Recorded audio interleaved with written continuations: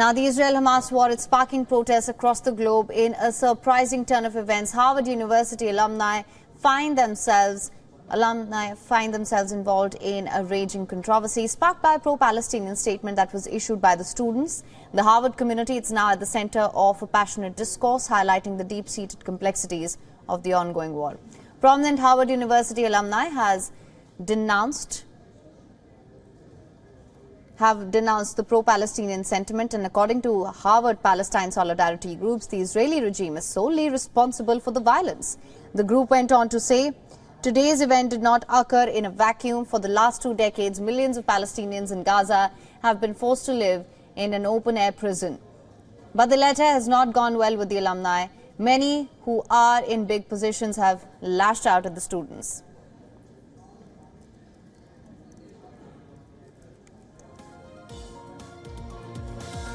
Now, as per the alumnus, as per Bill Ackman, CEO of Pershing Square, an American billionaire, students part of the Palestine Solidarity Group will not be hired by anyone.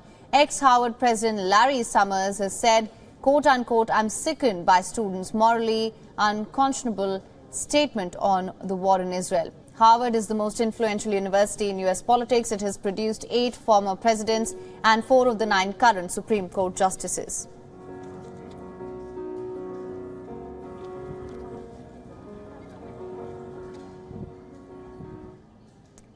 The World Cup stood up in rapt attention when China mediated a deal now to restore ties between Saudi Arabia and Iran this year, signaling its desire to be a diplomatic heavyweight in West Asia. But the limits of Beijing's ambitions that have now been put to the test amid the unfolding crisis in Israel and Gaza. China is the Arab world's largest trading partner since 2020, accounting for more than $330 billion in two-way trade in 2021 alone.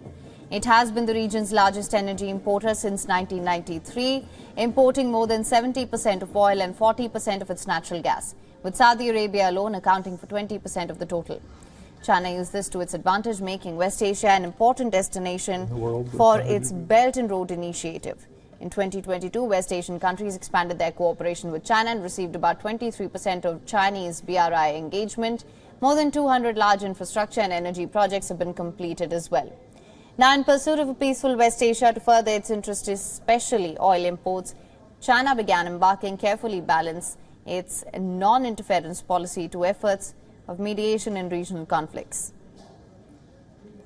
The biggest diplomatic success being the Saudi Arabia-Iran deal in March, an initiative that was hailed world over, with rival Shia Sunni countries uniting for the first time since diplomacy nosedived in 2016. China's ambitions in West Asia are being put to the test in the wake of Israeli-Hamas conflict, which has seen more than 1,700 people dead and thousands injured. "